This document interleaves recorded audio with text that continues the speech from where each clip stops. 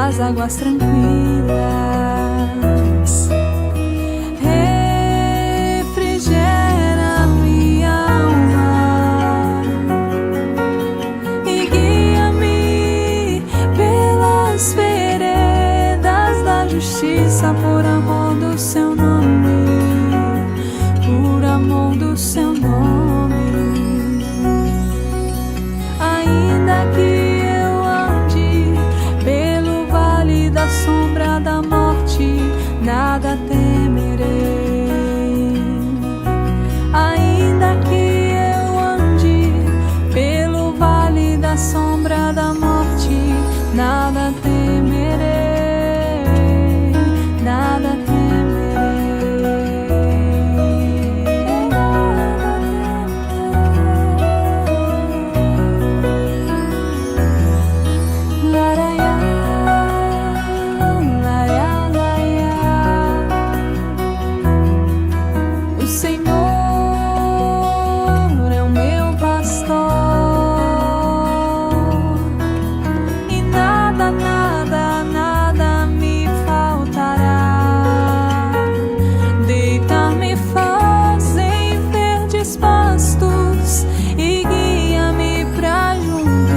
das águas tranquilas. Refrigera minha alma e guia-me pelas veredas da justiça, por amor do seu nome, por amor do seu nome. Ainda que da sombra da morte, nada temerei.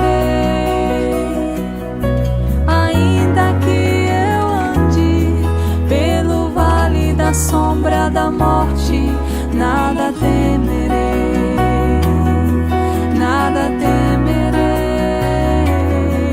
nada temerei, nada temerei. O Senhor meu pastor, o Senhor é o meu pastor, o Senhor é o meu pastor.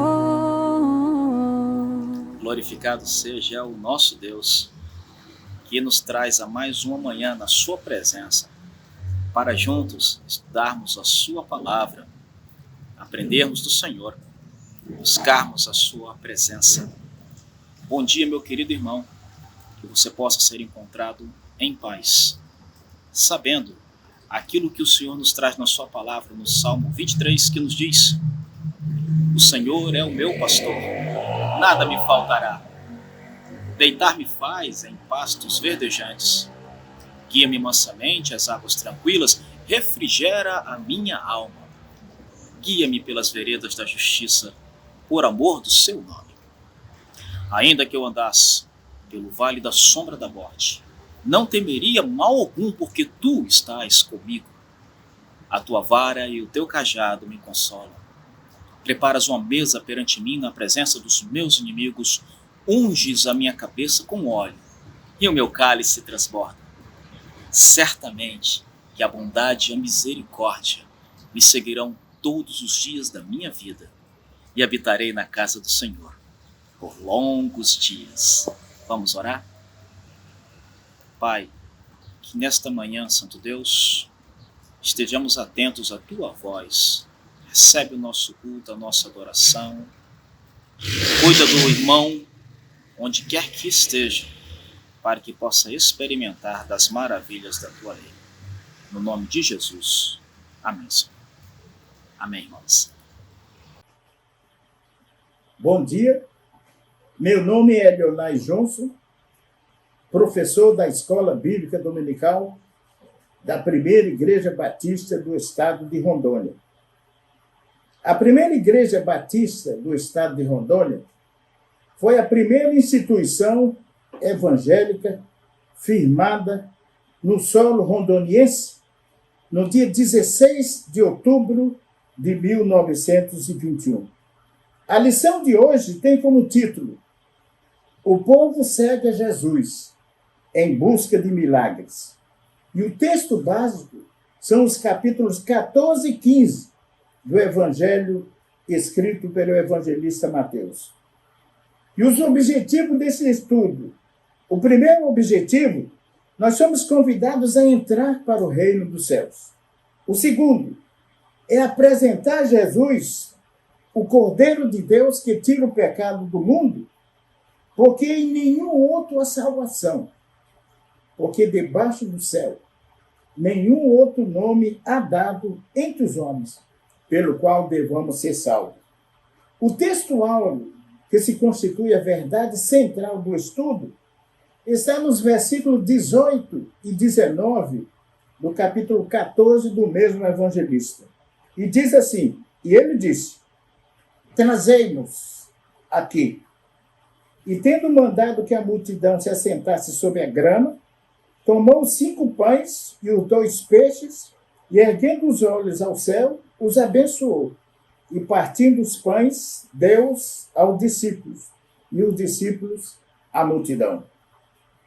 O tema central do Evangelho, escrito pelo evangelista Mateus, é Jesus, o Messias enviado de Deus. Escrevendo para judeus e conhecendo as suas grandes esperanças, Mateus apresenta Jesus como o único sobre quem repousa todas as expectativas do Antigo Testamento com relação ao Messias, o enviado de Deus. Ele mostra quem o Messias deve ser, e por meio de numerosas citações do Antigo Testamento, ele apresenta aquele que seria o Salvador da humanidade. E a prova de que Jesus é esse Messias se confirmou pelo registro de suas palavras e seus atos. A repetição frequente das expressões reino e reino dos céus expõe Jesus como o único prometido do Antigo Testamento. No capítulo 11, versículo 13, por exemplo, ele usa a expressão: porque todos os profetas e a lei profetizaram até João. A partir de então, é anunciado o reino dos céus.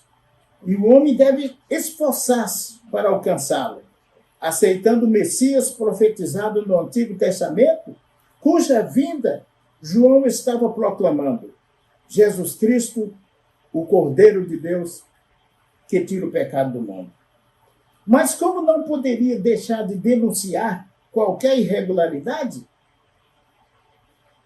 ele resolve denunciar o pecado cometido por Herodes, rei de Israel, que vivia maritalmente com a mulher de seu irmão. Por isso, João é preso e depois decapitado. No capítulo 14, nos primeiros 12 versículos, nós vamos ver alguns inimigos de Jesus, começando pelo rei de Israel. E quando surge Jesus pregando no deserto da Judéia a mesma mensagem outrora pregada por João Batista: arrependei-vos, porque é chegado o reino dos céus, Herodes confunde-se e acha que Jesus é João Batista que ressuscitou. E fica com medo e tenta acabar com Jesus da mesma forma como ele acabou com João Batista. E uma pessoa com sentimento de culpa por haver cometido uma injustiça acaba carregando esse peso e praticando outras atrocidades. Foi o que aconteceu com Herodes, o rei de Israel. E com isso, ele torna-se o inimigo gratuito de Jesus.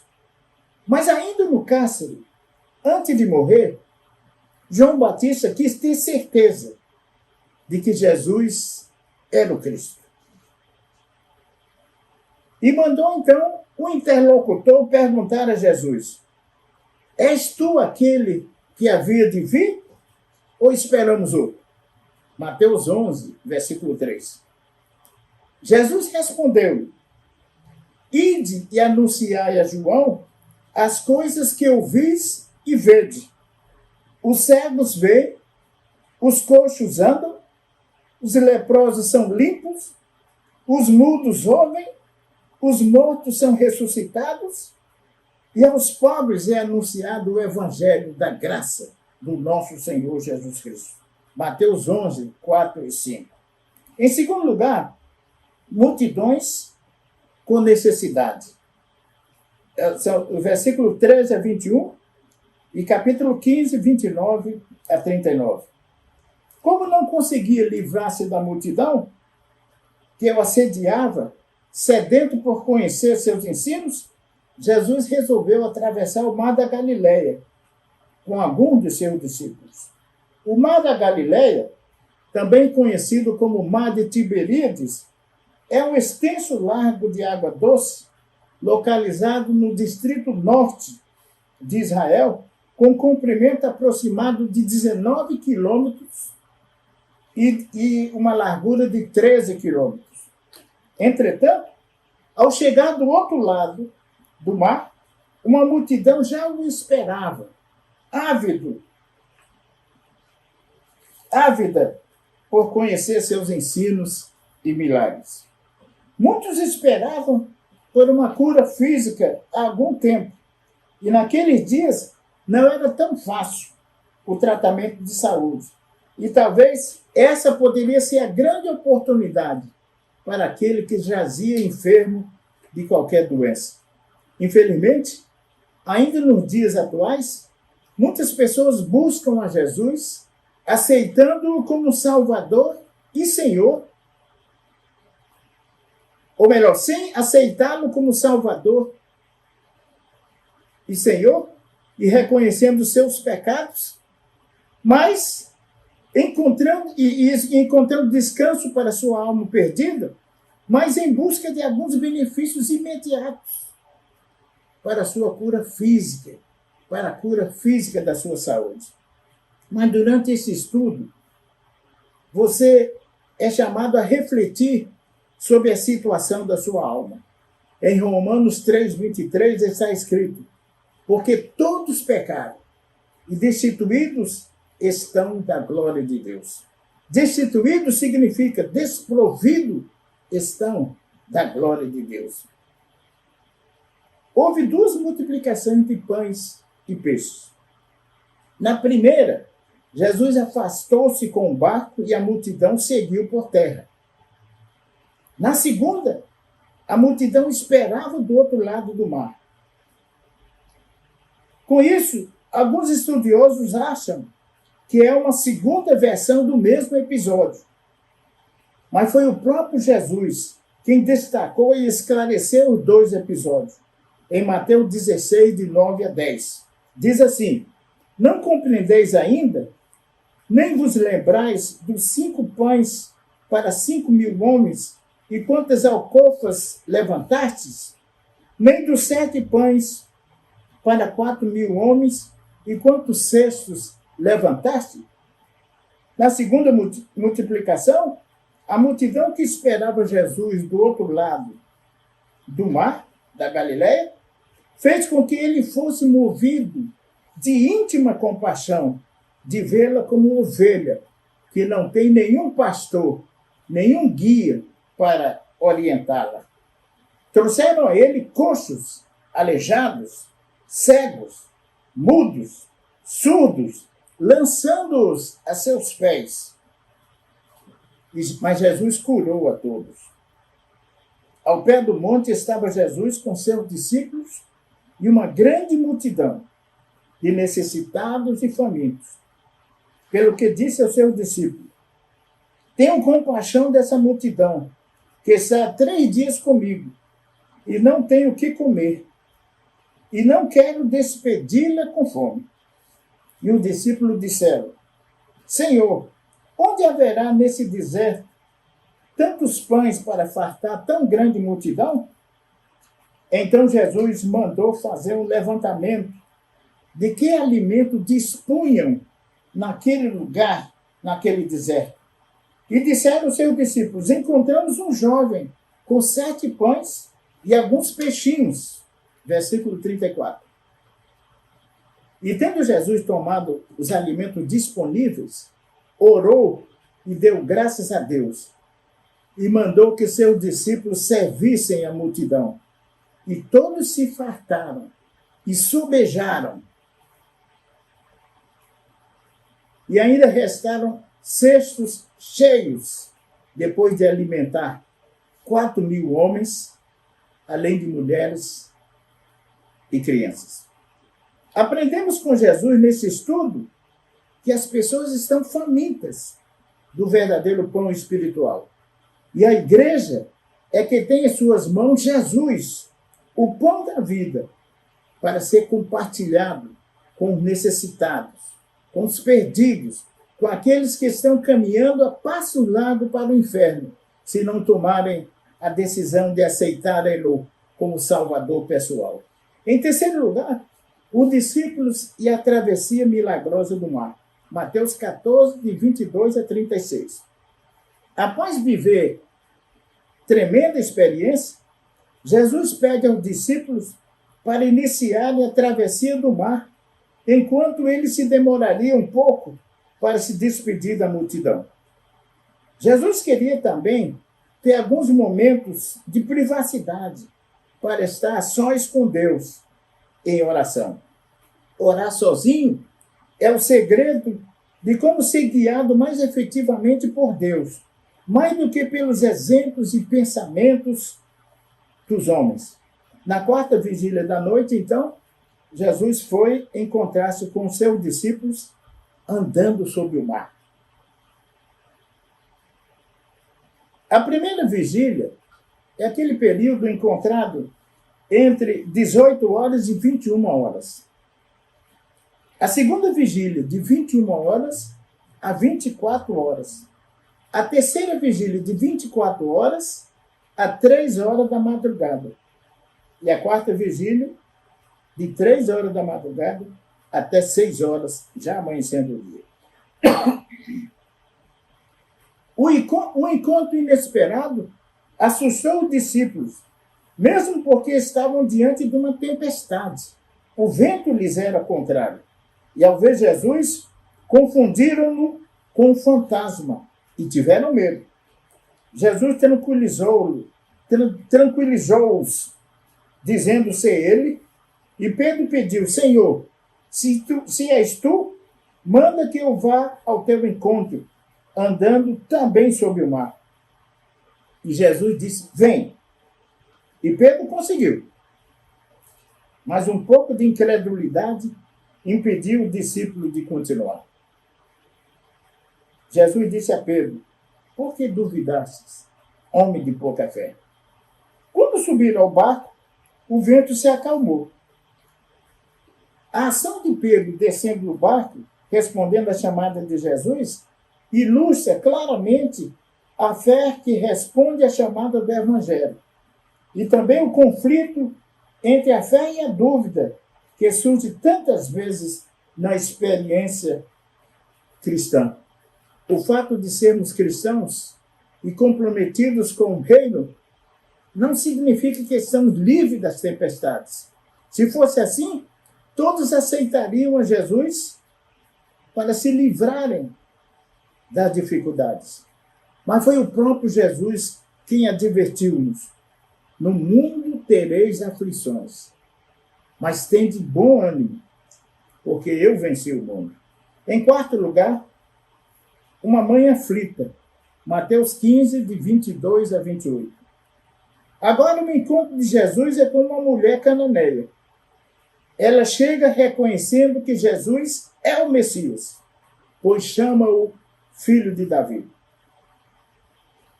Essa é a única ocasião de que sabemos em que o Senhor saiu das fronteiras da Palestina durante o seu ministério terrestre.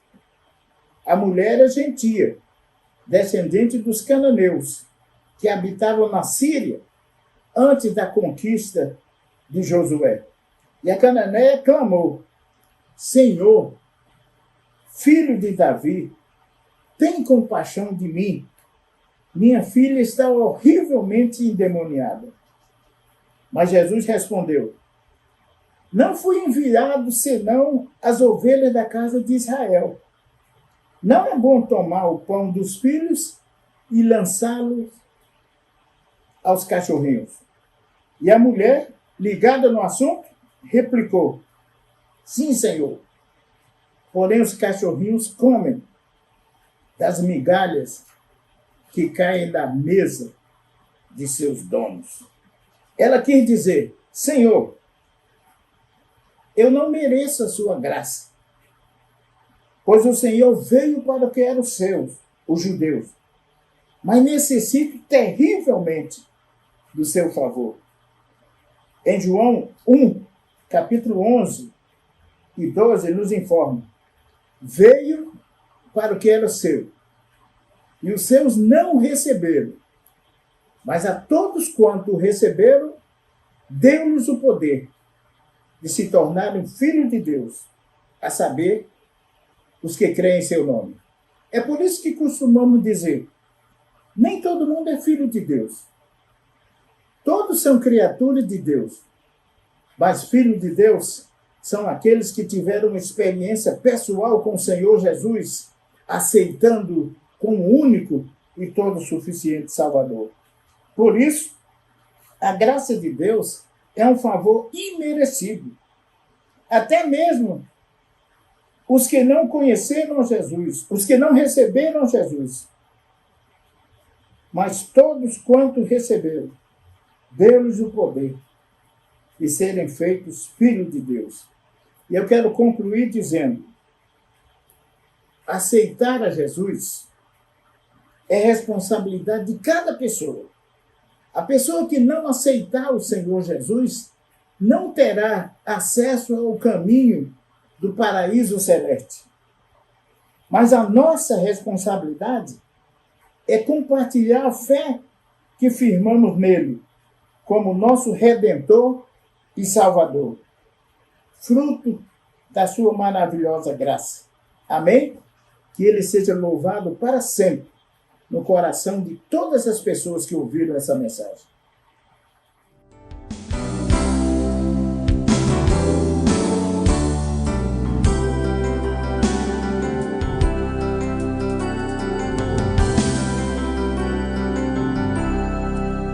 É o teu povo aqui presente,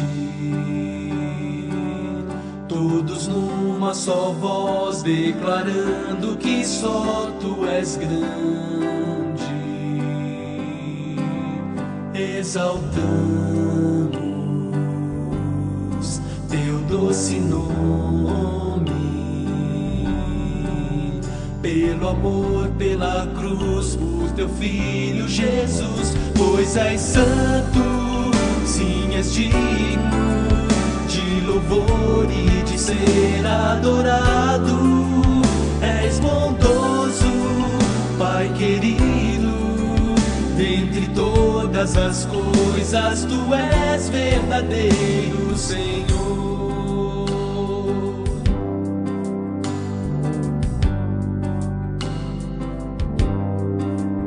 É o teu povo aqui presente, todos numa só voz, declarando que só tu és grande, exaltamos teu doce nome, pelo amor, pela cruz, por teu Filho Jesus, pois és santo, sim, és digno de louvor e de ser adorado. És bondoso, Pai querido, dentre todas as coisas tu és verdadeiro Senhor. Pois és santo, sim, és digno de louvor e de ser adorado. És bondoso, Pai querido, dentre todas as coisas tu és verdadeiro Senhor.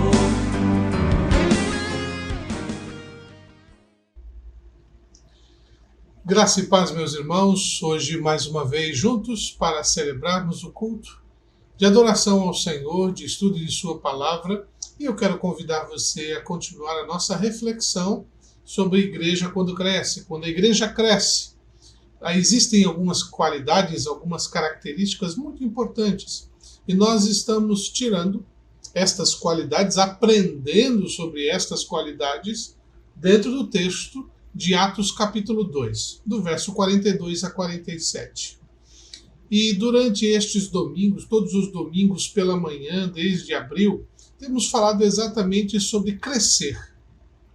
Como deve a igreja crescer, quais são estas características importantes para o crescimento. Por isso, hoje quero convidar você a fazer a leitura do texto de Atos capítulo 2, agora do verso 47. Convido você a me acompanhar nesta leitura, Atos 2:47, que diz assim: louvando a Deus e contando com a simpatia de todo o povo, enquanto isso acrescentava-lhes o Senhor, dia a dia, os que iam sendo salvos. Este é o verso 47 de Atos 2. Vamos orar nesse momento.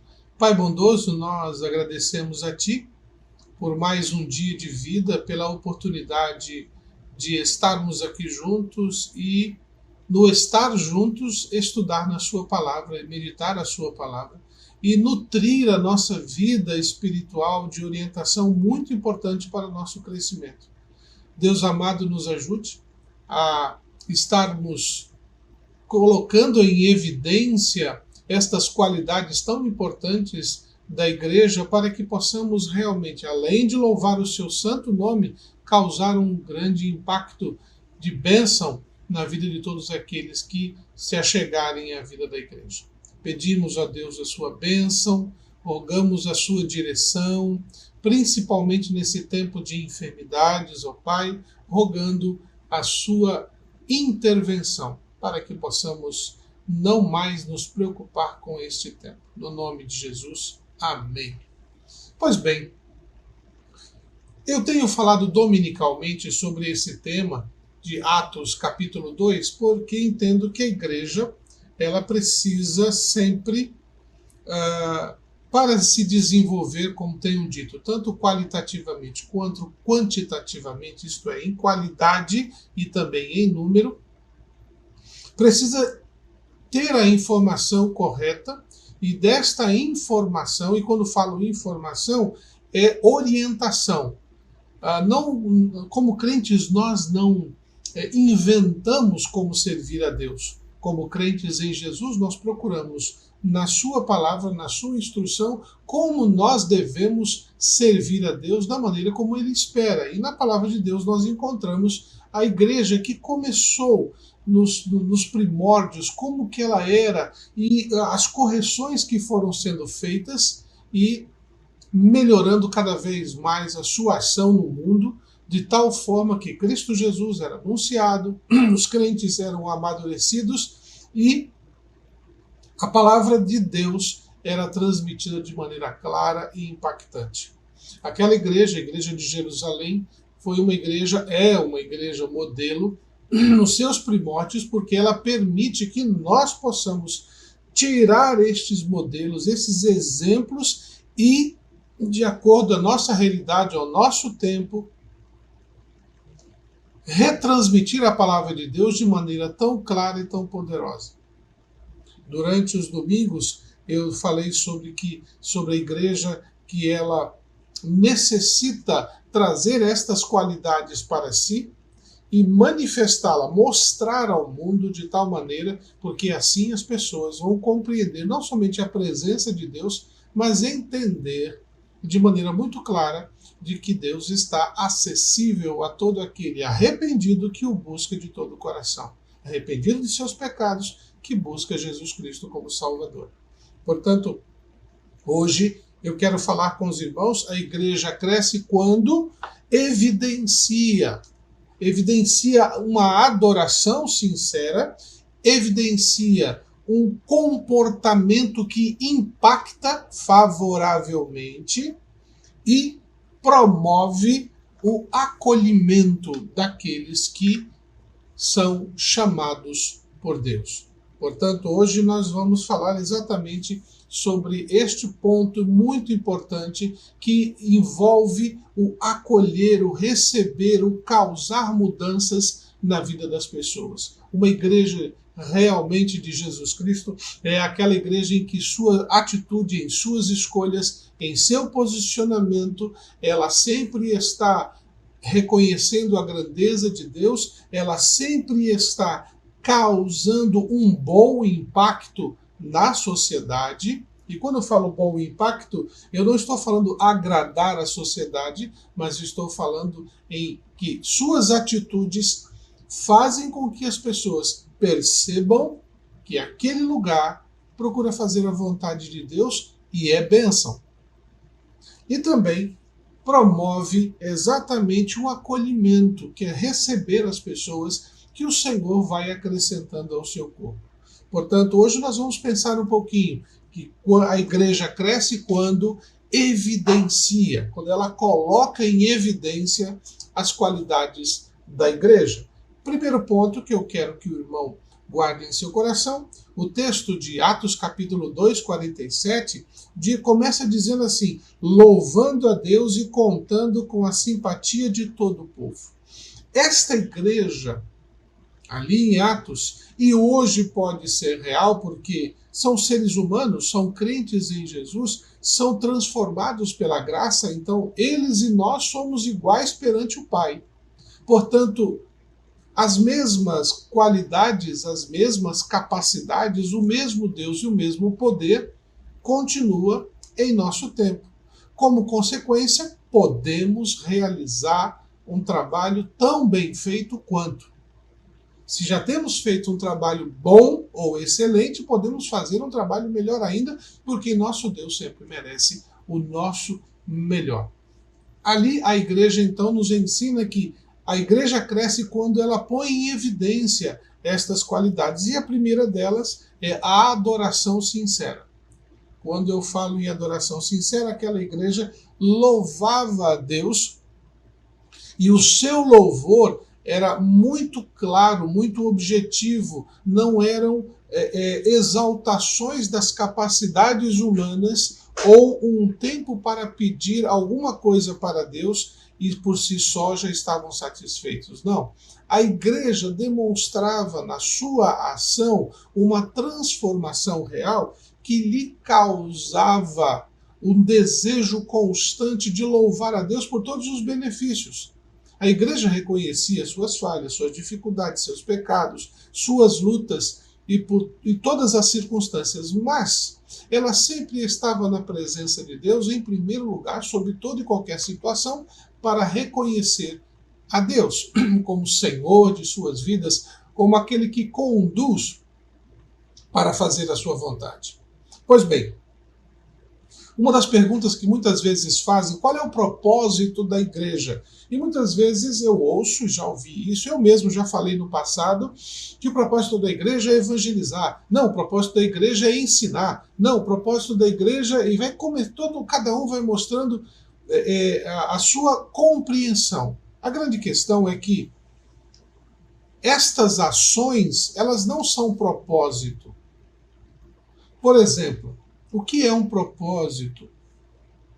É uma atitude básica, fundamental, que faz você ir na direção de algo ou alguém. Propósito de vida. Esse é meu propósito de vida a partir de agora, é isso que eu farei, é isso que vai me sustentar. Evangelizar, ensinar, não sustenta a igreja e também não faz com que a igreja viva o propósito. Nossa, pastor, o que é isso? Você está ensinando uma coisa, uma heresia. Não, irmãos, vão entender. Quando o Senhor Jesus Cristo nos deu a ordem, ide por todo o mundo, antes disso, ele havia dito no verso anterior, toda a autoridade me é dada acima dos céus e na terra. Em cima desta autoridade é que fazemos as coisas. Tudo que temos não é porque fazemos, mas porque Deus nos deu essa capacidade. tudo que ensinamos não é porque nós somos os inteligentes ou os capazes, mas porque Deus nos deu a capacidade.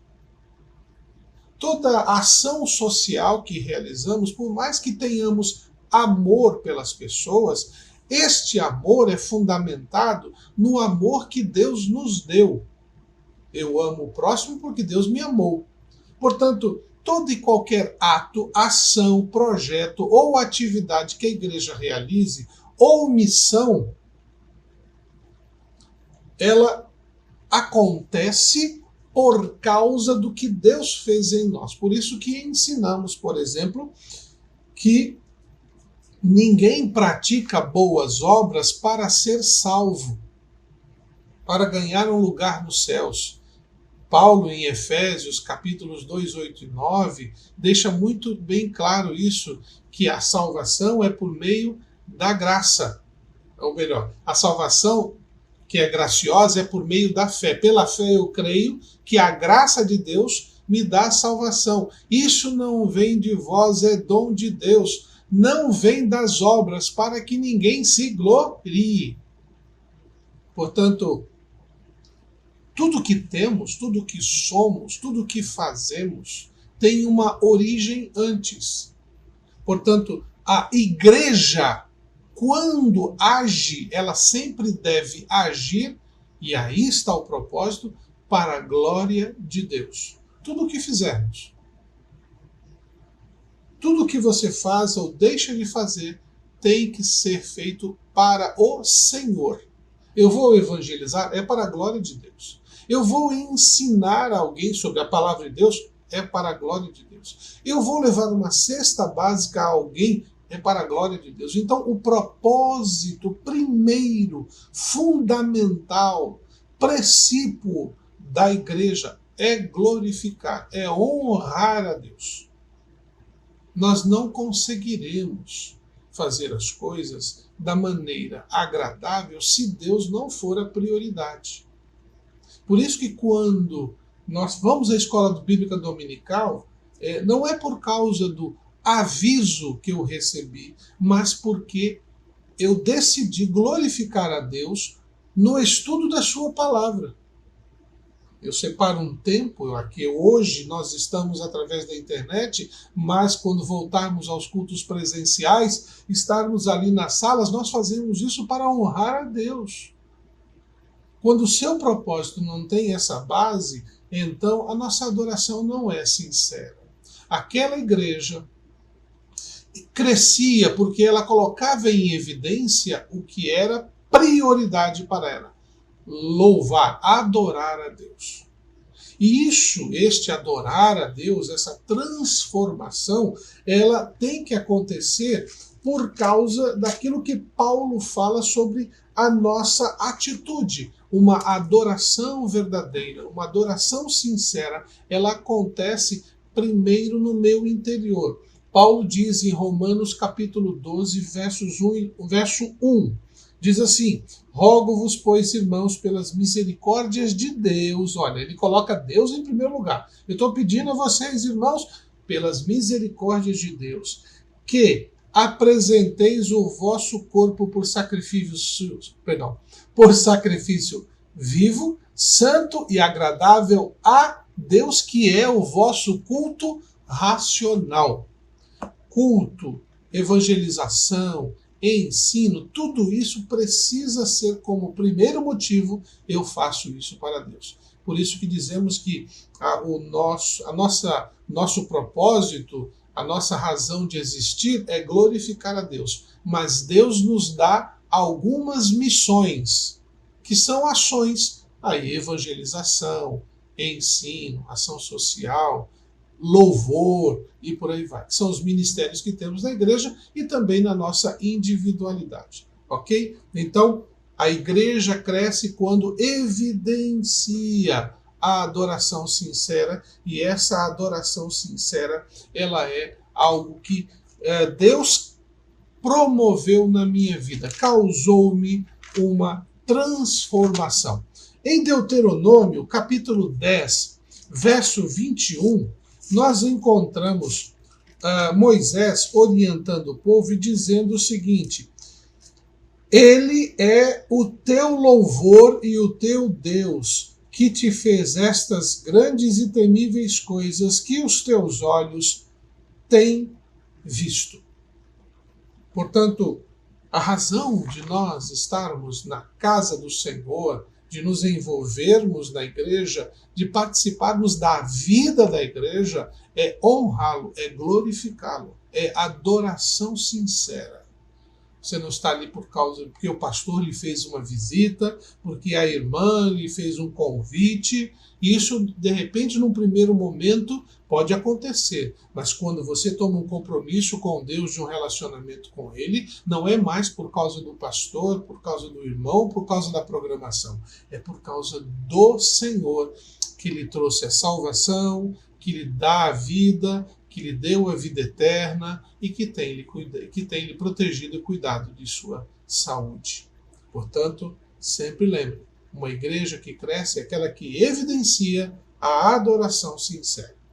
Segundo lugar, quando nós lemos o texto de Atos capítulo 2, diz, contando com a simpatia de todo o povo. Eu achei ótimo, eu gosto muito quando eu leio esse texto, pensar nessa expressão, contando com a simpatia de todo o povo. Infelizmente, existem lugares que hoje igrejas são a piada do povo. Às vezes é um meme, né, que é a expressão na internet, em que utilizam determinadas imagens e promovem riso.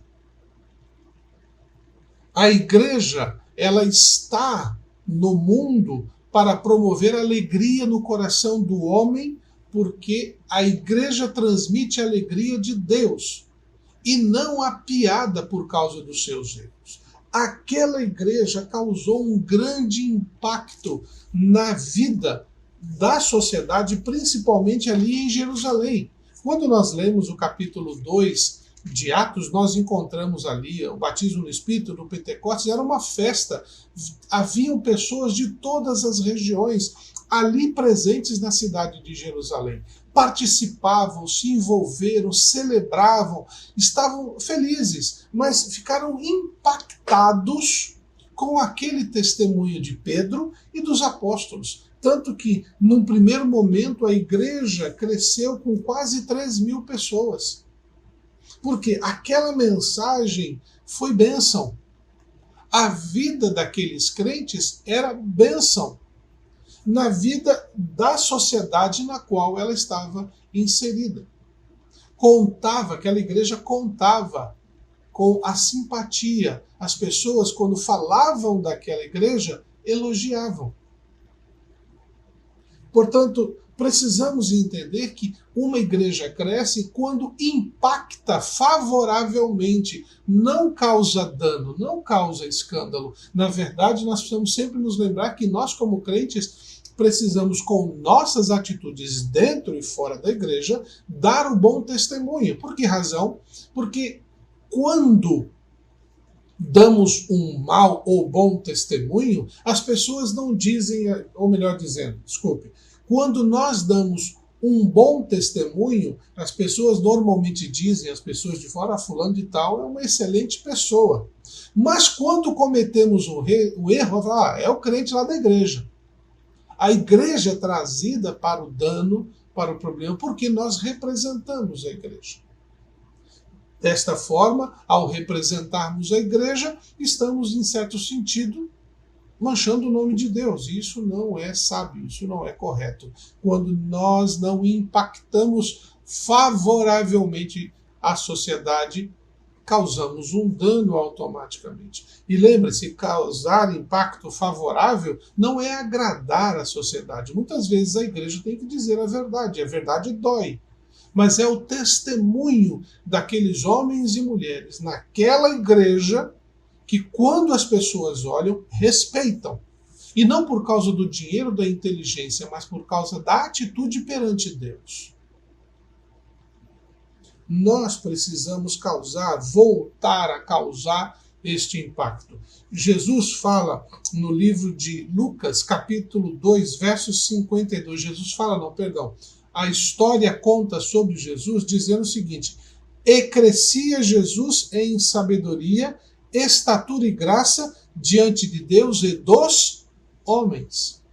Nós não crescemos apenas diante de Deus. Nós temos que dar o nosso testemunho perante a sociedade. Por que razão? Porque através do meu e do seu testemunho, as pessoas prestam atenção na mensagem de Deus. É através da sua vida e da minha, construindo uma igreja, que fazemos com que os indivíduos de nossa sociedade percebam que ali há a presença de Deus. É lugar da presença de Deus. Porque os crentes estão adorando a Deus juntos ali. E aí surge a reverência, surge o respeito, surgem as palavras de honra, podem surgir as pessoas, os detratores, aqueles que vão falar mal, mas sempre se levantarão aqueles que dizem: não, esse grupo aí não, essa igreja aí não. Talvez lá na outra, lá no teu bairro, da região, é uma coisa, mas essa não, porque ela tem agido assim com todos nós. E nós temos feito isso, Deus tem nos abençoado grandemente. Ali em 1 Pedro, capítulo 2, versos 11 a 17, nos mostram muito bem como que esse impacto é esperado. Amados, exorto-vos como peregrinos e forasteiros que sois, a vos absterdes das paixões carnais, que fazem guerra contra a alma, mantendo exemplar o vosso procedimento no meio dos gentios, para que naquilo que falam contra vós, outros como de malfeitores, observando-os em vossas boas obras, glorifiquem a Deus no dia da visitação. Sujeitai-vos a toda instituição humana, por causa do Senhor, quer seja o rei, como soberano, quer as autoridades, como enviadas por ele, tanto para castigo dos malfeitores, como para louvor dos que praticam o bem. Porque assim é a vontade de Deus, que pela prática do bem façais emudecer a ignorância dos insensatos, como livres que sois, não usando, todavia, a liberdade por pretexto de malícia, mas vivendo como servos de Deus. Tratai todos com honra, amai os irmãos, temei a Deus, honrai ao rei.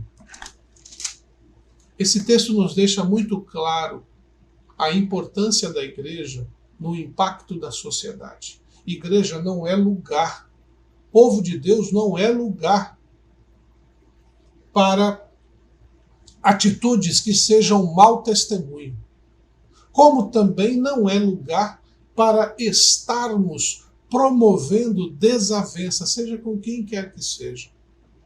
E é interessante que o texto aqui de Pedro, capítulo 2, 13 em diante, fala: sujeitai-vos a toda instituição humana. E é interessante que neste momento, aqui no capítulo 13, ou perdão, no capítulo 2 de 1 Pedro, Pedro estava sendo perseguido. As autoridades humanas estavam perseguindo a ele por ser cristão, por estar fazendo a vontade de Deus. E ele diz: sujeite-se à vontade, à autoridade humana. Quer seja ele rei, quer seja ele soberano, quer seja ele governador, quer seja ele presidente, quer seja ele senador, quer seja ele policial. Como crentes, nossas atitudes não são de rebelião, elas também não são de baixar a cabeça diante do pecado. Nós somos chamados para dizer o que está errado. Mas não estamos aqui para agir como se fôssemos incrédulos, que muitas vezes eu tenho visto em outros meios que conheço, irmãos em Cristo, usando palavras, se não de baixo calão, próximos disso, para se referir a qualquer autoridade, seja ela quem for. nós precisamos impactar, e nosso impacto é de mostrar a graça e o poder de Deus. Se o mundo não quer o poder de Deus, Deus cobrará deles esta atitude. Pedro, nesse capítulo 2, ele fala que nós somos forasteiros, este mundo não nos pertence, nós não estamos aqui para conquistar um reino para nós. Nós temos que anunciar o reino de Deus ao mundo. Porque a nossa casa não é essa, nossa casa é futura. Portanto, nossas atitudes precisam impactar favoravelmente a sociedade. Quer dizer, minha atitude precisa levar as pessoas da sociedade a entender que ali serão recebidos com amor, com misericórdia, com graça, com igualdade, e que na hora da necessidade será estendida a mão. Ah, mas e se eles quiserem se aproveitar? Pois bem, meus irmãos, quem tenta se aproveitar da igreja é o Senhor que faz justiça. Nós não temos como adivinhar quem está vindo com ou sem interesses escusos, mas nós podemos dizer: Senhor, protege-nos e mostra-nos e revela-nos a tua verdade. Aquela igreja agradava, o modo de dizer, nem agradava, mas promovia simpatia da sociedade, porque a atitude deles, entre os crentes, era de amor e de respeito. E as pessoas, quando chegavam, se sentiam bem. Não importava quem fosse. Não importava as escolhas que a pessoa fizesse. Todos eram bem acolhidos e lhes era transmitido a graça de Jesus Cristo. Não a minha opinião pessoal, não a minha vontade social, nem o meu ideal político. A Igreja de Jesus só tinha um propósito: com suas atitudes, glorificar a Deus. Portanto, a igreja que cresce é a igreja que evidencia a adoração sincera e evidencia um impacto favorável na sociedade. Em terceiro e último lugar, o texto fala que, louvando a Deus e contando com a simpatia de todo o povo, enquanto isso acrescentava-lhes o Senhor dia a dia os que iam sendo salvos. Esse texto, essa parte do texto eu gosto muito, porque tem muita gente que fica numa agonia. Não, a pessoa tem que aceitar Cristo, meus irmãos, quem convence uma pessoa do pecado, da justiça e do juízo é o Espírito Santo, não sou eu, não é a sua argumentação. Deus nos deu os dons para podermos manifestar a palavra, para anunciar, mas não de convencer ninguém. Esse convencimento é espiritual, é o Senhor que faz. Nós somos os arautos, os promotores, aqueles que evidenciam a graça, aqueles que mostram o amor de Deus. Por isso nós precisamos a cada dia, a cada momento, entender que a igreja cresce quando evidencia o acolhimento dos salvos pelo Senhor. O que quer dizer isso? Irmãos, a igreja tem que manter a porta aberta. Para quê? Para receber todos aqueles que chegam e dizem: eu aceitei Jesus, eu criei em Jesus, eu quero ouvir de Jesus. Porque existem muitos que estão com sede, estão com fome de justiça. A igreja, quando eu falo igreja, irmãos, não estou falando daquele endereço na Presidente Dutra 3262. Ali é um dos lugares. Sua casa é a extensão da igreja. Sua vida é lugar de adoração a Deus. Sua vida individual deve evidenciar o espaço para que as pessoas se acheguem, promover um relacionamento saudável. Nós precisamos acolher, promover o acolhimento daqueles que são salvos. O Senhor Jesus tem salvado vidas. E não por causa da igreja, é por causa do Espírito Santo. A igreja é o lugar onde nós acolhemos os salvos. É o lugar onde, com os salvos, adoramos a Deus.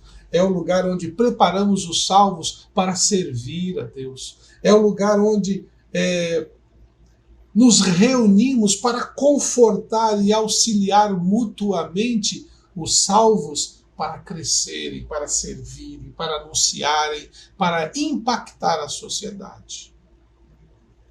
O papel da igreja é fantástico dentro da sociedade em que a gente vive. Ela tem uma marca e uma realidade que precisa ser preservada, cada dia, cada momento. Paulo orienta seu filho na fé, Timóteo, no capítulo 2, verso 4, dizendo o seguinte, 1 Timóteo 2,4, o qual deseja que todos os homens sejam salvos e cheguem ao pleno conhecimento da verdade. Meus irmãos, nós precisamos dar acesso às pessoas para que elas creiam em Jesus. Elas ouçam a mensagem, porque é vontade do Senhor que todos sejam salvos, que todos cheguem ao pleno arrependimento. Mas esta é uma ação, de Deus. E nós precisamos continuar a anunciar, precisamos continuar a proclamar. Estava me lembrando agora do projeto do irmão Leandro, que é a pintura de muros com crê no Senhor Jesus Cristo e será salvo, tu e tua casa. Isso tem sido uma bênção. Eu mesmo tenho tido a oportunidade de, quando passo por algumas ruas do centro da cidade, melhor dizendo, eu vejo lá o muro naquela cor padrão, naquele modelo padrão, naquele versículo padrão, e eu falo, louvado seja o Senhor. Porque alguém vai ler aquilo. E ao ler, ele vai parar para pensar, como que eu consigo isso? Como que eu consigo ser salvo? De que maneira eu creio? E ele deve pensar, se ele não conhecer nenhum crente, vai pensar, vou procurar uma igreja. Mas se ele conhecer algum crente, vou procurar fulano para saber como que é isso, porque ele fala que crê em Jesus. Precisamos promover esse acolhimento, receber as pessoas para que elas possam se sentir parte desse corpo, porque o Senhor é quem acrescenta dia a dia os que vão sendo salvos. É Ele que faz essa transformação na vida das pessoas. Nós precisamos estar preparados para recebê-los. E aí envolve questão de espaço da igreja, estrutura. Tudo isso nós temos que estar agora nos preparando, irmãos, para o pós-Covid. Depois que a gente voltar para as atividades presenciais, irmãos, a igreja vai ter o povo de volta. E precisamos ter lugar. E quando falo lugar, lugar adequado. Não é um lugar para ficar todo mundo junto, mas para encontros de estudo, para encontros de reflexão, para encontros de adoração. Nossos jovens celebrar culto, nossos adolescentes terem no seu estilo também culto. Nós precisamos promover este acolhimento o quanto antes. A igreja cresce quando evidencia que é acolhedora, que recebe bem, porque o Senhor é quem acrescenta. Jesus disse, todo aquele que o Pai me dá, esse virá a mim, e o que vem a mim de modo nenhum lançarei fora. Meus irmãos, a igreja não é o corpo de Cristo?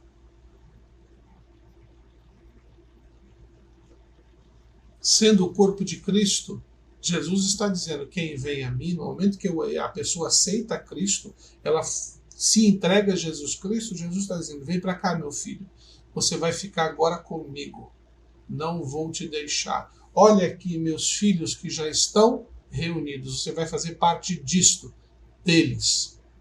A igreja que cresce é a igreja que evidencia o acolhimento.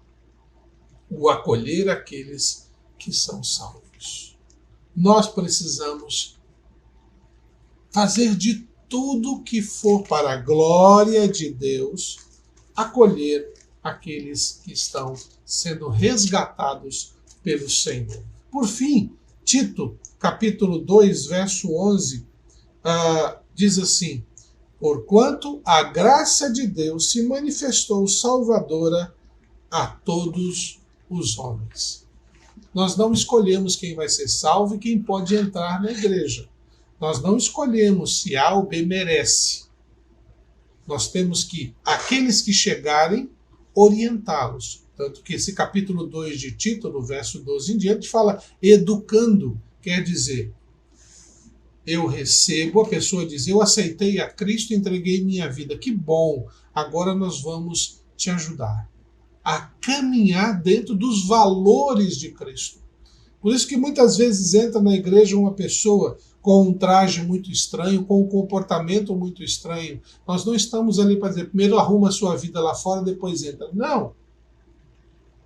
Se ele foi alcançado por Jesus Cristo, nós precisamos acolhê-lo e ajudá-lo a transformar a sua vida, a sua maneira de ser, de acordo com os valores que Cristo nos orienta.